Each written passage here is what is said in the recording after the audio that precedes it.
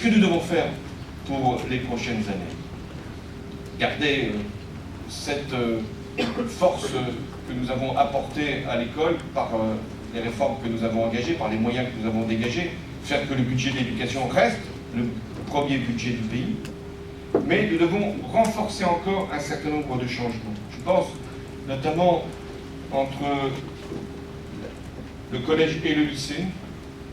Le lycée doit être maintenant la prochaine étape de nos réformes. Le lycée, avec tout ce qu'il exige. Quand je parle du lycée, c'est le lycée général et le lycée professionnel, qui doivent être eux aussi tournés vers les enjeux d'avenir, et également pour les lycées professionnels vers les métiers d'avenir.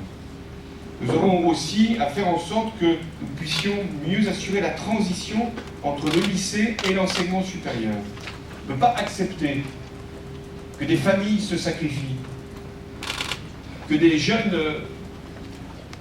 puissent utiliser leur temps, parfois pour des enseignements qu'ils ne voulaient pas choisir, qui n'étaient pas leur première orientation, et qui les amènent à quitter l'enseignement supérieur, alors même qu'il y a eu tant de sacrifices financiers du côté des parents et de sacrifices personnels pour les étudiants.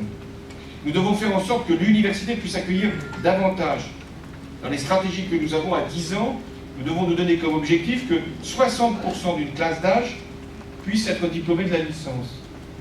Quand il y a quelques années, pour ne pas dire quelques décennies, il avait été dit 80% d'une classe d'âge au niveau du bac.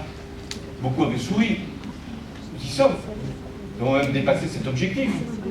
Aujourd'hui, vous pouvez nous dire, il faut se dire, et vous pouvez vous dire, que dans 10 ans, oui, il sera possible, si nous continuons l'effort, avec des formations de haut niveau, de grande qualité, qui débouchent sur des emplois, oui, il sera possible que nous ayons 60% d'une classe d'âge dans l'enseignement supérieur, ça veut dire